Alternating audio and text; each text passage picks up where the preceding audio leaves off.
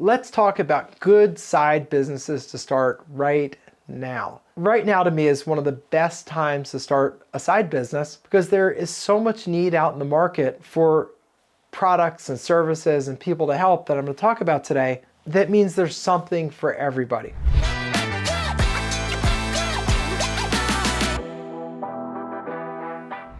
So when you're thinking about a side business, when I think about you, I'm thinking, well, you want to make some extra money. Maybe you want to escape a corporate job. Maybe you want to have something to do in retirement to enhance your income. Maybe you're looking for retirement, saying, I love my retirement savings I need to have. I need to do something to shore up those savings, so what can I do? The criteria that you want to look for are, number one, a business that you can start pretty quickly, something can start producing revenue within a couple of months, and something that doesn't take a lot of money to start up. You don't want something where you need tens of thousands of dollars to start it up. You want something where you can start up for $500, $1,000, maybe $2,000, so that if it doesn't work out, it doesn't leave you in the poorhouse. One of the biggest opportunities that I see today is in artificial intelligence and applying it. That doesn't mean you're trying to program the next AI bot. You could do that if you work at it hard enough. But what I'd suggest is more the usability. Teaching people how to use AI to make their lives better. And I think your best people are not individual consumers, but instead businesses that can use AI to make extra money, to make more work get out the door with less employees, to replace employees. Not that we want to take anybody's job, but let's face it, there's a shortage of people to work these days, and all business owners are facing that, where they're facing people that, there's less people out there looking for work. There are people that are generally willing to work less hard, and there are people that quit. So if you can replace some of the people with artificial intelligence, then that's helpful to business owners, and they'll pay really well for that. So what you'd want to do is educate yourself in what can AI do. And the latest sort of improvement to AI is that AI can now do things for you. Make a phone call, put an entry in a database, go look up something. Its capabilities are rapidly expanding, and it may be something like you have a customer service AI bot. What is a customer service AI bot? It can answer customer service questions. An AI that can dial the telephone, maybe confirming appointments, maybe making appointments. All these things are possible with AI these days because it's really getting incredible.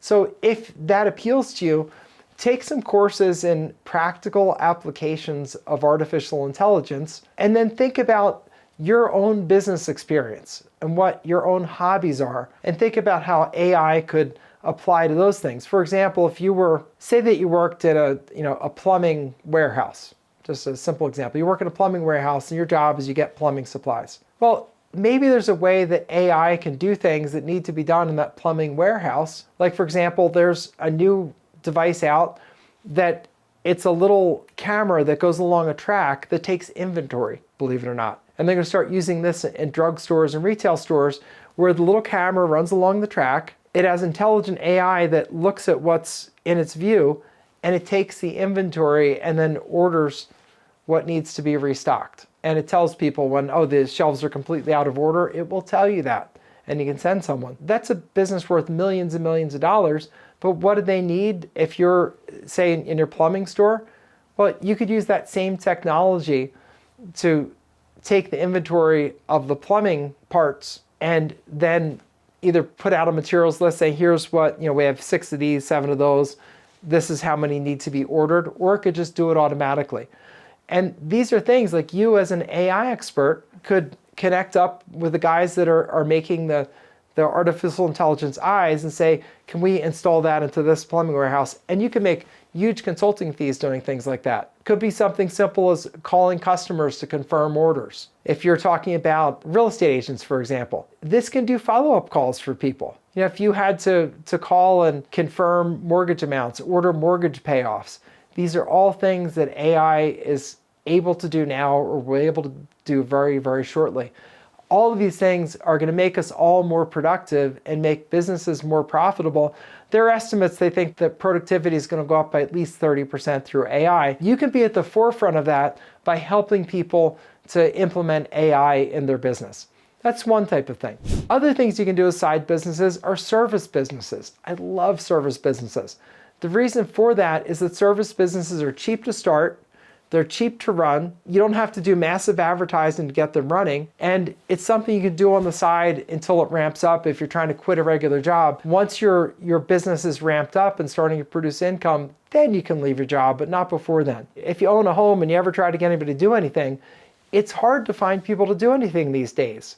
Whether it's getting your house cleaned, getting your lawn done, getting your car washed, getting your dog washed, anything, it's hard to find people these days. I went to take my car in for repairs. I have a classic car that can only go to one guy.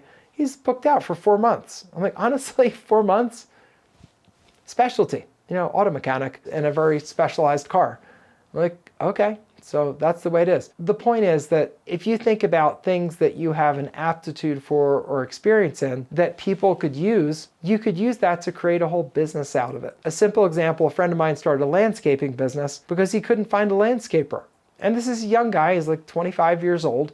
And his dad said, could you get me someone to do the garden and do the lawns? He couldn't find anybody. The people he did find didn't show up. So he's like, this is a ridiculous problem. So he decided to go and solve it. So what he did was he found a couple of guys that did landscaping, and then he went around just his neighborhood and talked to neighbors, said, hey, I'm starting a landscaping business. If you want your grass cut and your garden beds done, we're happy to do them. And here are the different services. He got that business started, got his first 4 or 5 jobs, and before he knew it, he had 50 jobs and a whole bunch of crews out there. Now, I have to tell you, he's gotten to the point where he's had the business for about 2.5 years now. And he's thinking, this isn't my dream business. I'm tired of dealing with all the guys. And you know what he's doing? He's selling that business. And you know what he's getting for it? He's getting 3 times his annual income. So he's selling that business that he built in 2.5 years and made money the whole time. And he's selling it for 3 years annual profits. It's pretty good. And he doesn't have to work any of those 3 years, but he gets 3 years worth of profits. And that's what businesses can do for you. So if you're thinking about a service business, think about things that you'd be interested in doing and providing for people. Think about putting together some service packages, and then as you start getting your first work, do the work yourself to make sure that you can set up policies and procedures, and then start bringing on people and training them and passing the policies and procedures off to them, and then becoming a supervisor and a business owner. It's a book called The E-Myth by Michael Gerber that if you're thinking about becoming an entrepreneur, The E-Myth is definitely a book for you. It teaches you the distinction between being a person that owns their job and a business owner. It talks about setting up policies and procedures and standards and meetings and things like that. Really great. It's like CEO training. Super wonderful. The guy did a whole series of books. Again, Michael Gerber, E-Myth, 2 thumbs up for him. Business I'm doing is another form of a service business. I do a business called Overages. That's a business where we help people who've lost their property at a tax or mortgage foreclosure sale get back leftover money. Often we get them tens of thousands of dollars, and we can make tens of thousands of dollars ourselves. Super interesting business. You get to help people and make money. If you're interested in learning more about that, that's a business that I teach people to do. You can just click on the video link you see up there. It's on Intro to the Overages Business. There's also one down below this video too. Sometimes these ones don't show up depending on the browser. Go check that out. It's a 15-minute video. It'll tell you how the Overages business works, and it's a great service business that has a lot of money for the time that you spend on it, and you're doing people a lot of good. So it's something that I find I'm very proud of and I really enjoy doing.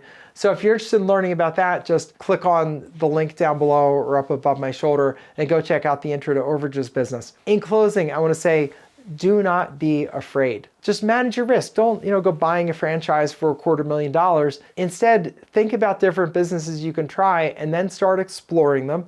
Talk to people in the businesses, find out what the issues are, and then try it. Because a lot of times you're more like a pool ball going around the table where you bounce off this, bounce off that, and end up someplace completely different, but you still end up in a pocket and scoring. It's just not always obvious until you start on the journey where that's going to end up. And I think the perfect analogy is a pool ball going around. You know if you're going to hit other balls, you know exactly how it's going to go. But it's by taking the action and getting into action that you can have the success. If you just sit there and think about it, you're not going to have the success. So I encourage you to go out and try. If you like this, you can like and subscribe for more. If you have any comments, put them down below. I'll get to ones as I can. Thank you for being here. I wish you the best of luck in your entrepreneurial journey. And I'm here to tell you it is possible. It's possible for everybody who's determined and will go and do it. So thanks for being here. See you next time.